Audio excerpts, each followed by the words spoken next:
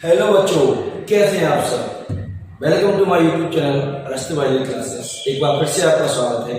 आज हम class 12 Hindi medium का एनसीईआरटी चैप्टर 2 कंप्लीट करने जा रहे हैं। लास्ट क्लास में मैंने इसको अधूरा छोड़ा था, आज मैं इसको पूरा करने वाला हूँ। तो समय ना गवाते हुए जो भी बच्चे मेरे चैनल पर नए हैं बेटा उसे लाइक सब्सक्राइब जरूर करें, ताकि मैं आपको रिवीजन सिलेबस का ये टॉपिक क्लियर करा सकूं, जिससे आप अच्छे से अच्छे मार्क्स को गेन कर सकें। चलिए स्टार्ट करते हैं। हमारा आज का क्वेश्चन है बेटा, एक प्रारंभिक बीजांड की संरचना का सचित्र वर्णन कीजिए। अच्छा क्वेश्चन बेटा, ध्यान रखना, और बोर्ड क्लासेस के लिए बहुत ही महत्वपूर्ण माना जाता है। 2024 का सबसे महत्वपूर्ण प्रश्न, इसका परीक्षा में आने के पूरे चार्जेस होने वाले हैं बेटा, ठीक है। तो हमारा क्वेश्चन है बेटा, एक प्रारंभिक बीजांड की संरचना का सचित्र वर्णन कीजिए।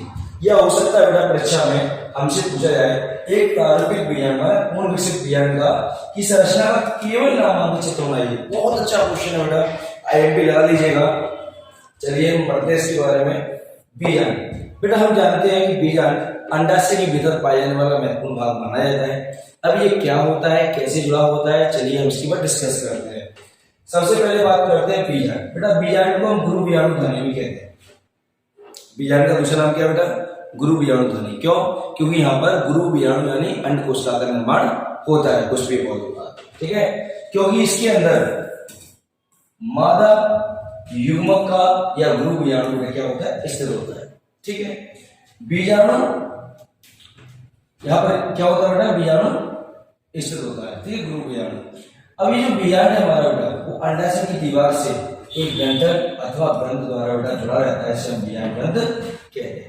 तो सबसे पहले बेटा क्या होता है, जो बीजांड होता है ना, वो अंडाशय की दीवार से जुड़ा रहता है एक छोटी सी संरचना के द्वारा, डंठल जैसी संरचना। उसका नाम बेटा क्या है? बीजांड ग्रंथ, ठीक है। हम क्या बोलते हैं? फिनिकल बोलते हैं। बीजांड ग्रंथ जिस स्थान पर बीजांड के शरीर से जुड़ा होता है बेटा, उसको भाग को बेटा क्या कहते हैं? उसे कहते हैं नाभिका। क्या कहते हैं बेटा? उसको नाभिका यानी हाइलम, ठीक है। तथा बीजांड का मुख्य भाग उसका बीजांड काय कहलाता है, और उस बीजांड के चारों तरफ जो आवरण पाया जाता है बेटा, उसको हम क्या बोलते हैं? बीजांड काय। काय माने बीजांड का आवरण यानी सेल, ठीक है। यह भाग पतली भित्ति वाली कोशिकाओं से निर्मित होता है, ठीक है। और बीजांड बेटा एक द्विस्तरीय झिल्ली से घिरा रहता है, जिसके बाहरी स्तर को बेटा बाह्य आवरण कहते हैं, और भीतरी स्तर को बेटा अंतर आवरण कहते हैं, इसे कहते हैं इंटेगुमेंट, ठीक है बेटा। आगे बढ़ते हैं। कुछ बीजांडों में ये जो आवरण है बेटा, वो बीजांड काय को पूरा नहीं रखते, ध्यान रखना बेटा। इनका कुछ भाग खुला रह जाता है, इस स्थान को बेटा क्या कहते हैं? बीजांड द्वार कहते हैं, ठीक है। बीजांड का आधारी भाग जहां से बेटा अध्यावरण निकलते हैं, उसे बेटा हम निभाग कहते हैं, यानी चला जाए। और बीजांड द्वार के पास एक कोष होता है बेटा, इसे हम क्या कहते हैं? भ्रूण कोष, जिसमें 7 तो बेटा क्या पाई जाती है? कोशिकाएं पाई जाती हैं, और 8 क्या पाया जाता है? इसमें केंद्रक पाए जाते हैं। तो इस तरह बेटा एक प्रारंभिक बीजांड की संरचना को हम पूर्ण रूप से व्यवस्थित कर सकते हैं। बहुत आसान है बेटा, ठीक है। अगर हम इसके डायग्राम की तरफ जाते हैं तो बेटा ये हमारे पास क्या है? बहुत ही बढ़िया डायग्राम यहाँ पर हमारे सामने आ चुका है, जिसे अपन बनवाई पढ़ सकते हो बेटा इजी तरीके से। तो सबसे पहले मैंने कह दिया क्या, ये पूरी संरचना बेटा हमारी कहेंगे बीजांड, ठीक है। बीजांड बेटा एक डंठलनुमा संरचना जुड़ा होता है, उसको हम क्या कहते हैं? फिनिकल। फिनिकल का मतलब क्या होता है बेटा? बीजांड ग्रंथ। क्या होता है बेटा इसका मतलब? बीजांड। फिर जिस भाग से जुड़ता है बेटा, उसको हम क्या कहते हैं? हाइलम। हाइलम को मैंने अभी क्या बताया बेटा? नाभिका कहते हैं, ठीक है। इसके बाद बीजांड का पूरा शरीर क्या कहलाता है? बीजांड काय कहलाता है। क्या कहलाता है बेटा?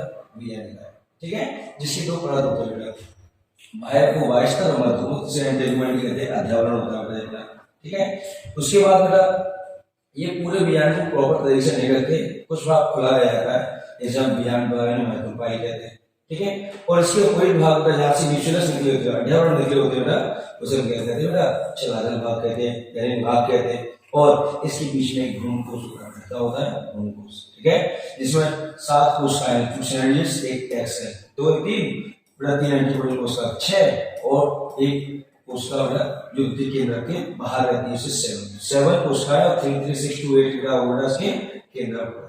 तो ये है बेटा आपका पूरा स्ट्रक्चर।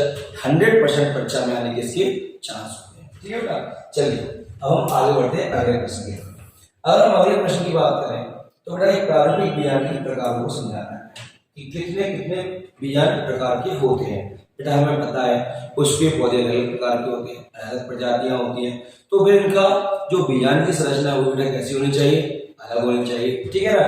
तो हमने यहाँ लिखा बीजांड द्वार, बीजांड व्रत और निवाहक की स्थिति के आधार पर, हम तीन चीजों की स्थिति को ध्यान से देखें, बीजांड द्वार, बीजांड व्रत और निवाहक की स्थिति के आधार पर बेटा बीजांड निम्न प्रकार की होती है। कितने प्रकार की होती है बेटा, निम्न प्रकार की। कैसे पता करेंगे, सबसे पहले आता है बेटा ऋजुवर्ती। कैसा होता है, ऋजुवर्ती, जिसे इंग्लिश में कहते हैं ऑर्थोट्रोपस, ठीक है, इसका मतलब होता है सीधा। तो यह बीजांड बेटा कैसा होता है, सीधा होता है। इसमें बीजांड व्रत, निवाहक और बीजांड द्वार बेटा कैसे होते हैं, एक सीधी रेखा में होते हैं। उदाहरण के लिए काली मिर्च और पान में देखने को मिलता है। दूसरा आता है प्रतीप या अधोमुखी। अधोमुखी का मतलब होता है बेटा उल्टा। तो हमने यहाँ देखा यह बीजांड बेटा कैसा होता है, उल्टा होता है, ठीक है। इसमें बीजांड द्वार, बीजांड आसन के बेटा क्या आते हैं, करीब करीब पास आ जाते हैं, जबकि निवाहक भाग बेटा वो कहाँ चला जाता है बेटा, दूसरे में चला जाता है, ठीक है। फॉर एग्जाम्पल मटर और सेब।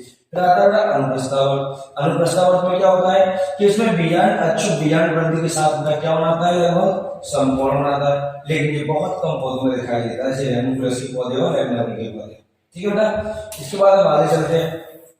अगला आता है बेटा हमारा कौन सा, अनुप्रस्थ। कौन सा आगे बेटा, अनुप्रस्थ। इससे पहले अनुप्रस्तावर्त था, अब आ गया अनुप्रस्थ बीजांड।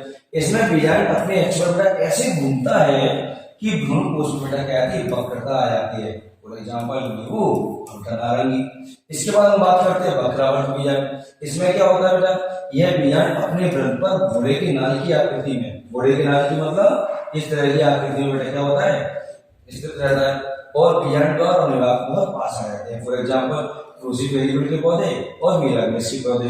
फिर उसके बाद आता है हमारा नेक्स्ट कौन सा, कुंडलिक बीजांड। इसमें क्या होता है, प्रारंभिक अवस्था में तो बेटा कैसा होता है, ऋजुवर्ती। ऋजुवर्ती का मतलब क्या होता है बेटा, सीधा रहता है। बाद में इस प्रकार के बीजांड में बीजांड व्रत लंबा होकर बेटा क्या करता है, बीजांड को चारों ओर से घेर लेता है और यह बीजांड से केवल एक बिंदु से जुड़ा रहता है। फॉर एग्जाम्पल के लिए नागफनी यानी कैक्टस, ठीक है बेटा। तो इस तरह हम 6 प्रकार के बीजांडों को आसानी से पढ़ सकते हैं इसी प्रकारों के माध्यम से, और ये हमारे पास 6 प्रकारों की क्या है, हमारे पास डायग्राम है, ठीक है। आगे बढ़ते बेटा अगले आईएमपी क्वेश्चन की तरफ। एनसीईआरटी एमपी बोर्ड का सबसे महत्वपूर्ण आईएमपी क्वेश्चन आगे बेटा हमारा, नर लिंगोद्भिद और मादा लिंगोद्भिद में अंतर लिखिए, ठीक है बेटा। इसको 2024 लगा लीजिए आप, बिल्कुल आईएमपी क्वेश्चन है, इसके आने के चांसेस ज्यादा है बेटा। याद रखिएगा आप डिफरेंस जितने भी लर्न करें, आप कम से कम 5 एटलीस्ट 5 पॉइंट तो आपको लर्न करना है, ठीक है। तो डिपेंड करता है बेटा मार्क्स। अगर आपके 2 मार्क्स है तो 2 डिफरेंट लिखिए, 3 में आए 3 लिखिए, 4 में आए 4 लिखिए। 5 मार्क्स का नहीं आता है, लेकिन हम क्या करते हैं बेटा, हम एक्स्ट्रा 1 पॉइंट अपना रखते हैं इन केस अगर मान लो बेटा हम भूल जाते हैं या दिमाग से निकल जाता है, प्रेशराइज होता है ना एग्जाम का, तो बेटा यहाँ पर हम उसको कवर कर सकते हैं, ठीक है। इस बात का याद रखना। तो बेटा हमारे पास अगला जो प्रश्न है वो कौन सा बेटा, नर लिंगोद्भिद और मादा लिंगोद्भिद में अंतर लिखिए, ठीक है बेटा। तो हम पढ़ने वाले हैं बेटा अंतर किसमें, नर लिंगोद्भिद और मादा लिंगोद्भिद में। अब बात समझिएगा बेटा, नर का मतलब क्या होगा बेटा, मेल में पाया जाने वाला, और पुष्प नर भाग किसे कहते हैं बेटा, पुमांग को बोलते हैं। मादा का मतलब क्या होगा बेटा, फीमेल में। पुष्प का मादा भाग कौन होता है, जायांग होता है। तो बेटा जायांग में इसका उद्भव का मतलब क्या होता है, निर्माण। उद्भव का मतलब क्या होता है, निर्माण। इसका निर्माण हो रहा है बेटा यहाँ पर युग्मक का, युग्मक हमारे परागकण का, ठीक है। सेम बेटा इसका निर्माण हो रहा है बेटा अंडकोशिका का, ठीक है, कहाँ बीजांड में। दोनों चीज समझिएगा ध्यान से, ठीक है। तो हमारे पास बेटा पहला प्रश्न पॉइंट आ गया इसका, यह लघु बीजाणु में विकसित होता है। इसमें विकसित होता है बेटा लघु बीजाणु, ठीक है। और परागकोश के अंदर कहाँ बनता है बेटा, लघु बीजाणु का, लघु बीजाणु के रूप में विकसित होता है। और परागकण के अंदर कहाँ बनता है, लघु बीजाणु धानी में। से हम परागकोश के नाम से जानते हैं बेटा, याद रखिएगा, किस नाम से जानते हैं, परागकोश के नाम से। बेटा ये जो होता है ना, ये ध्रुव बीजाणु के रूप में विकसित होता है, जो बीजाणु ध्रुव बीजाणु धानी होता है। तो बीजाणु और बीजाणु का दूसरा नाम क्या बेटा, ध्रुव बीजाणु धानी। दूसरा पॉइंट बेटा हमारा आता है इसका कि यह परिपक्व होने पर, क्या होने पर बेटा, पूर्ण रूप से विकसित होने पर लघु बीजाणु धानी से बाहर निकलता है बेटा, और कहाँ पहुंचता है, वर्टिकल होता है। तो यहाँ से हमारे समझ में आ गया बेटा कि परागकणों का लघु बीजाणु धानी यानी परागकोश से निकलकर वर्टिकल पर पहुंचना हुआ क्या कहलाता है, परागण कहलाता है, ठीक है। ये बेटा स्थायी रूप से कहाँ होता है, ध्रुव बीजाणु धानी के अंदर ही रहता है, ये बाहर नहीं आता, ये बीजाणु के अंदर ही पाया जाता है। इसके बाद बेटा बात करते हैं इसका विकास 2 चरणों में होता है। एक तो बेटा परागण से पहले हो रहा है और एक परागण के बाद। भाई परागण से पहले इसका निर्माण परागकोश के अंदर हो गया, अब ये परागण से कहाँ पहुंचा, वर्टिकल पर। 2 रूपों में इसका विकास हो गया चरणों में। लेकिन बेटा इसका विकास केवल एक चरण में होता है, उसे कहते हैं केवल निषेचन से पहले, क्योंकि निषेचन की बात तो पहले किसमें बदल जाता है, जायगोट से भ्रूण, भ्रूण से बीज में बदल जाता है। फिर बेटा नेक्स्ट, नर युग्मक लघु विषाणु से परागण में बाहर आता है और ये गुरु विषाणु के अंदर ही पाया जाता है। निषेचन के बाद नर युग्मक बेटा नष्ट हो जाते हैं, क्योंकि किसमें कन्वर्ट हो जाते हैं, भ्रूण कोष और भ्रूण में, जबकि निषेचन के बाद भ्रूण और भ्रूण कोष का निर्माण होता है। तो इस तरह बेटा हमारा क्वेश्चन यहीं पे पूरा हो जाता है। ठीक है, आई होप आपको मेरा वीडियो पसंद आ रही है तो लाइक और शेयर जरूर करिएगा बेटा, इससे मैं आपको और अच्छे क्वेश्चन दे पाऊंगा। ठीक है, और जो भी बच्चे मुझसे ऑफलाइन ऐड होना चाहते हैं, ऑफलाइन जुड़ना चाहते हैं, तो उस पते पर आ सकते हो बेटा। यहाँ पता है मेरा कन्या विद्यालय के पीछे प्रचार्य भवन कमलेश्वर कॉलोनी डबरा में, आप मुझसे संपर्क कर सकते हो बेटा। ठीक है, यहाँ पर मैं आपको अपना मोबाइल नंबर देता हूँ 83 580 1378, ठीक है बेटा। और ये बेटा कमलेश्वर, ठीक है बेटा, अरस्तु बायोलॉजी क्लासेस, आप मेरे से कांटेक्ट कर सकते हैं। ठीक है, जिस बच्चे का कहीं भी आप पढ़ रहे हो बेटा, अगर आपको से डाउट हो रहा है कि आपका सिलेबस कोई पूरा नहीं करा पा रहा है, या किसी के बहकावे में आ चुके हैं, या किसी ने आपको बरगला दिया है, टेंशन लेने की जरूरत नहीं है बेटा, अभी भी समय है। ठीक है, सब कुछ छोड़ दीजिए, वापस आ जाइए। ठीक है, मैं आपको गारंटी दे रहा हूँ टाल पर की तैयारी कराऊंगा। ठीक है, चलिए बेटा आगे बढ़ते हैं। लेकिन आपको जनरल पढ़ना पड़ेगा बेटा, अगर आप पढ़ाई नहीं करेंगे तो आपकी तैयारी बिल्कुल नहीं हो पाएगी, पढ़ना पड़ेगा बेटा आपको। चलिए, इसके बाद बेटा हमारा अगला प्रश्न आता है परागण। ठीक है बेटा, परागण किसे कहते हैं बेटा? परागण का यानी पॉलिनेशन का जो टॉपिक है ना, बहुत जबरदस्त टॉपिक है बेटा। एक क्वेश्चन तो पक्का ही पक्का एग्जाम में आना है गारंटी के साथ। ठीक है बेटा, तो आप देखिए जरा इसको, हमारा क्वेश्चन बेटा परागण किसे कहते हैं और इसके प्रकारों को समझाइए। बेटा कहानी समझिएगा आपको। परागण को इंग्लिश में पॉलिनेशन कहते हैं, मतलब बेटा परागकोश से परागकणों का बाहर आना, नर युग्मक का कहाँ पहुंचना, बढ़ती गागर पर, क्योंकि वो कहाँ पहुंचेगा, मादा युग्मक पर, तभी तो निषेचन हो पाएगा। तो निषेचन की पहले की प्रक्रिया जो होती है ना बेटा, से हम परागण के माध्यम से जानना चाहते हैं बेटा, जानते हैं। तो हमने कह दिया परागकोश से परागकणों का, या तो बेटा उसी पुष्प से, ठीक है, या उसी जाति के दूसरे पुष्प के बढ़ती गागर पर पहुंचने की क्रिया को बेटा हम परागण कहते हैं। बात समझिएगा ध्यान से, प्रक्रिया कौन सी बेटा, परागण की। इसमें क्या होता है, परागकण है नर युग्मक बेटा, या तो उसी पुष्प के मादा युग्मक पर गए बेटा, मादा भाग पर, बढ़ती गागर पर, या फिर उसी जाति का दूसरा पौधा है कोई कहीं और लगा हुआ है, उसके पुष्प के कहा गए बेटा, बढ़ती गागर पर, तो उसकी क्रिया को बेटा क्या कहते हैं, परागण कहते हैं। ठीक है, बात को बेटा दो प्रकार का परागण होता है। कितने प्रकार का परागण होता है बेटा? दो प्रकार का। पहला होता है बेटा स्वपरागण और दूसरा होता है बेटा परपरागण। स्वपरागण को बेटा क्या कहते हैं, सेल्फ पॉलिनेशन, और परपरागण क्या कहते हैं, क्रॉस पॉलिनेशन। ठीक है, तो सेम परिभाषा है, थोड़ा सा ध्यान देना बेटा, आपको परमानेंट क्वेश्चन याद हो जाएगा, आपको रटने की जरूरत नहीं पड़ेगी। ठीक है, देखिएगा। तो हमारा अगर स्वपरागण मतलब जब एक ही पुष्प के परागकण, समझिएगा ध्यान से, पुष्प एक ही है, ठीक है, एक ही पौधे का पुष्प है, या हो सकता है पौधा एक ही पुष्प दो, ठीक है बेटा।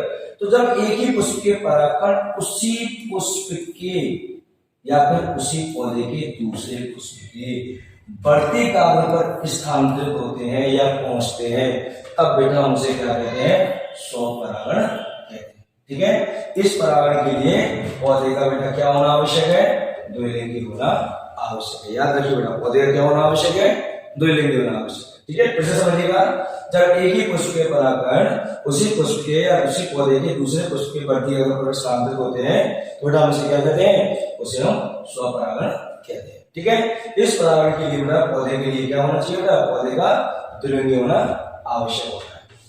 इसी के साथ बेटा हम बात करें परपरागण की। अब परपरागण की कहानी क्या होती है बेटा, परपरागण की कहानी सुनिए, क्रॉस पॉलिनेशन। जब परागकण, कहानी वही है, परागकण का कहां पहुंचना, बढ़ती गागर पर। ठीक है, जब परागकण किसी दूसरे पौधे पर स्थित, पौधा भी दूसरा है, जाति भी अलग है, तो कहां पहुंचा बेटा, उसकी पुष्प की बढ़ती गागर पर पहुंच रहा है, स्थानांतरित हो रहा है। ठीक है, चाहे वह किसी भी जाति या प्रजाति का क्यों ना हो, तब इस प्रक्रिया को बेटा, इस परागण को क्या कहते हैं बेटा, परागण को परपरागण कहते हैं। बात समझ रहे बेटा? फिर से पूरी कहानी कहां शुरू हो रही है बेटा, पर माना दूसरों के साथ। ठीक है, दूसरा कोई भी जाति प्रजाति का हो, पौधों में, पुष्पों में। ठीक है, तो जब परागकण किसी दूसरे पौधे पर स्थित पुष्प के बढ़ती गागर पर स्थानांतरित हो रहे हैं बेटा, कहा जा रहे हैं दूसरे पुष्प के, किस पर, बढ़ती गागर भाग पर, मादा भाग पर पहुंच रहे हैं, चाहे वह किसी भी प्रजाति या जाति का हो, तो उसे परपरागण कहते हैं। लेकिन शर्त क्या है, पर प्राण के लिए बेटा किसकी आवश्यकता होती है, माध्यम की आवश्यकता होती है। आप कहो सर माध्यम की आवश्यकता क्यों होती है, भाई माध्यम की आवश्यकता होगी तभी तो परागकण जा पाएंगे, बिना माध्यम के कैसे पॉसिबल है।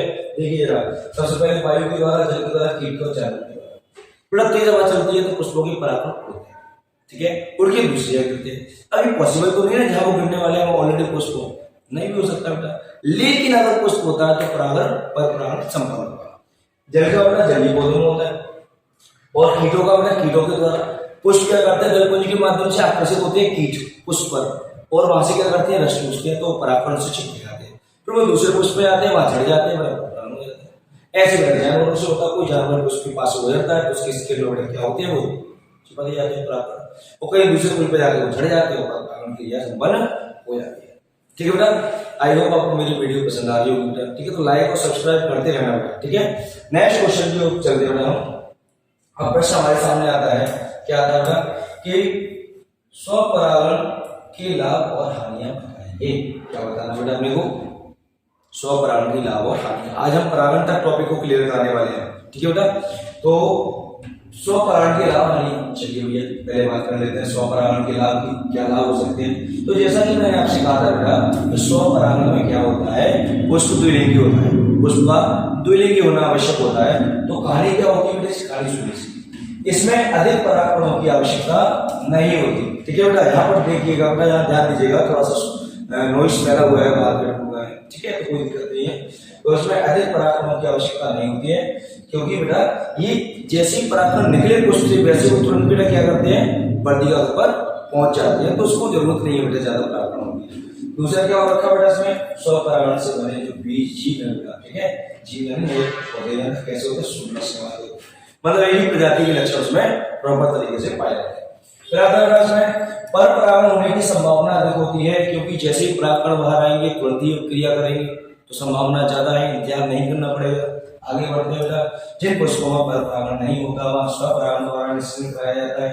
तो ये तो थे स्वपरागण के लाभ, लेकिन हानियां भी होंगी। अगर लाभ है तो हानियां भी होंगी बेटा। हानियां कैसे होंगी, पहला पॉइंट देखिए, इसमें प्रत्येक पीढ़ी के बाद चूंकि लक्षण सेम है, बार बार उत्पन्न हो रहा है, संतानें कमजोर होती चली जाती हैं।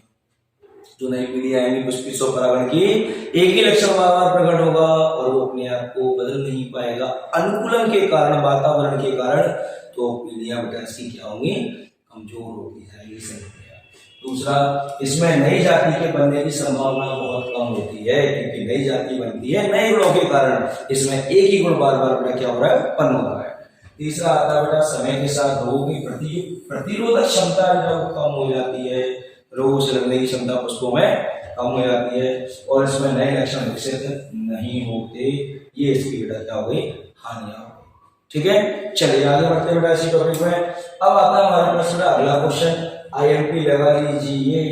ठीक है बेटा, डिफेंस एक भी नहीं छोड़ना है 2024 में, क्योंकि परीक्षा में सबसे ज्यादा अंदर आने के चांसेस है बेटा इसमें। ठीक है, और जैसा मैंने आपको बताया, अकॉर्डिंग टू मार्किंग हमें इस क्वेश्चन को क्या करना है बेटा, कंप्लीट करना है। ठीक है, चलो बेटा स्वपरागण और परपरागण में अंतर। ये क्या अंतर स्वपरागण और परपरागण, देखिए स्व ने अपने आप बता दिया, परमाणु दूसरों के साथ, तो हमने क्या लिखा बेटा इसमें, हमने बहुत ही आसान भाषा में लिखा कि यह एक ही इसकी बेटा एक ही पौधे के नर और मादा पुष्पों के बीच होता है। एक ही पौधा पुष्प है, उसी के नर और मादा के बीच में।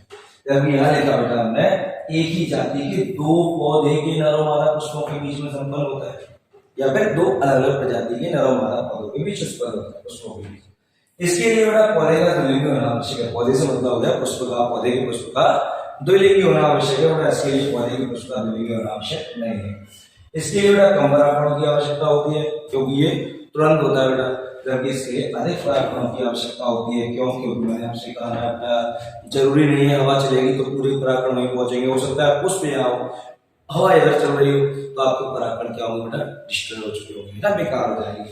फिर आता है बेटा, इसमें बने बीज संख्या में कम, हल्के और छोटे होते हैं। संख्या में कम है, हल्के हैं, छोटे हैं, जबकि इसमें बने बीज संख्या में अधिक भारी और बड़े होते हैं। इसके लिए माध्यम की आवश्यकता नहीं होती बेटा, इसके लिए माध्यम की आवश्यकता होती है। ठीक है बेटा, बात समझिए आपको। ठीक है, इसी टॉपिक का बेटा अंतिम प्रश्न। ठीक है, और हम आज का टॉपिक अपना यहीं पे खत्म करेंगे।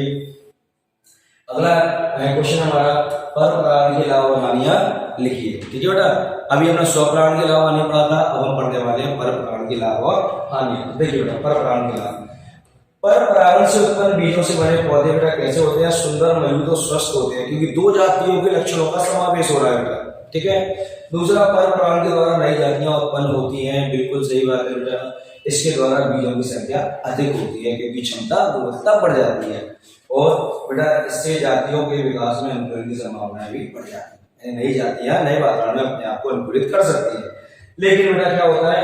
हानि, माध्यम की आवश्यकता होने के कारण ये परागण निश्चित नहीं है। अभी बताया मैंने आपको, जरूरी नहीं है ना कि माध्यम पूरा कंप्लीट कार्य करे।